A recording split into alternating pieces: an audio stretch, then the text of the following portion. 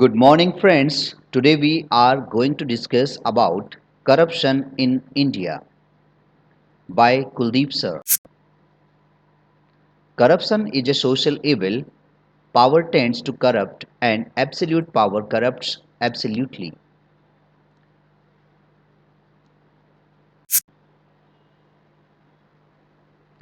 In its simplest sense, corruption may be defined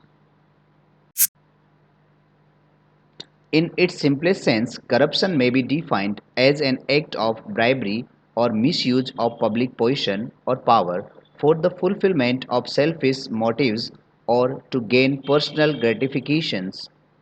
It has also been defined as misuse of authority as a result of consideration of personal gain which need not be monetary.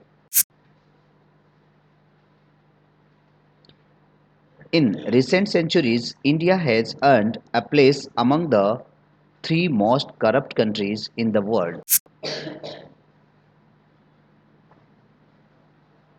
Corruption in India is a consequence of the nexus between bureaucracy, politics, and criminals.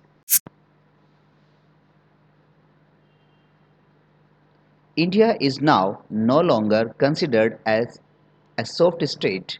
It has now become a consideration state where everything can be had for a consideration.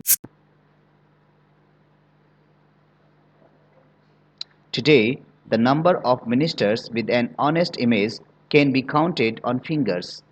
At one time, bribe was paid for getting wrong things done, but now bribe is paid for getting right things done at right time.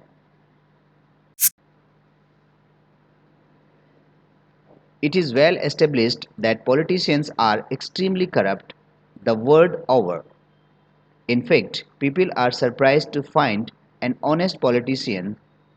These corrupt politicians go scot-free, unarmed and unpunished.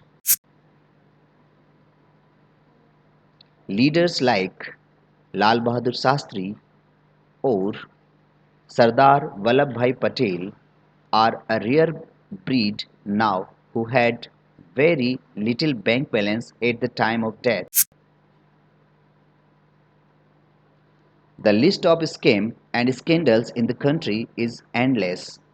Now, recently before start 2010 Commonwealth Games, corruption is playing major role with Commonwealth Games. The Bofors pay-off scandal of 1986 involved a total amount of rupees 1750 crore in purchase of guns from Swedish firm for the army. The cement scandal of 1982 involved the Chief Minister of Maharashtra. The sugar scandal of 1994 involved a Union Minister of State for Food. The urea scam and of course no one can forget Hawala scandal of 1991. The coffee gate fodder scam in Bihar or the stamp scandal which shocked not only the political arena but the entire society. Is it possible to contain corruption in our society? Corruption is a cancer which every Indian must strive to cure. Many new leaders, when come into power, declare their determination to eradicate corruption, but soon they themselves become corrupt and start amassing huge wealth. There are many myths about corruption which have to be exploded if we really want to combat it. Some of these myths are corruption is a way of life and nothing nothing can be done about it. Only people from only people from underdeveloped or developed countries are prone to corruption. We will have to guard against all these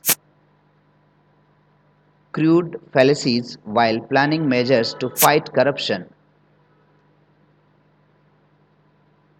It is not possible to kill or remove the corruption by improving the social economic conditions of the country, because we all know that the most of the people who are corrupted are not economically or socially backward. Surely they will be having a notable social status.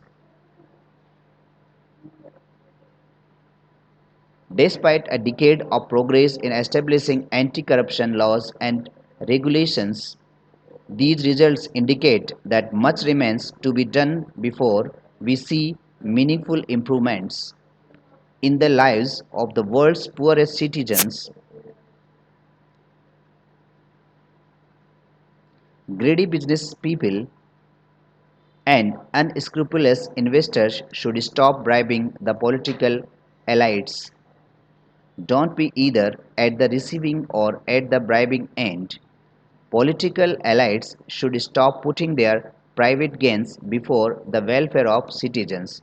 The following steps should be considered to eradicate corruption and economic development of their regions. Government should include a chapter in textbooks related to corruption and its desired consequences. We are all need to stop talking about corruption, but we right now start ourselves take the initiative and be brave ourselves. Corruption is going to end only when people like us stand up and speak out. If we do not take a step forward to remove corruption from root, the word developing country will always be attached with our country, India. So, the common men are solutions for removing corruption from our India, and hence we will be also helpful in making our country developed. It is possible today's generation is willing to change this system, and soon corruption is gone out from India. Every person should have his own responsibility to avoid corruption. A strong youth movement in the country only can remove corruption, and each student should take a vow to begin this exercise courageously within the family. Former President Dr. APJ Abdul Kalam. Thanks for watching.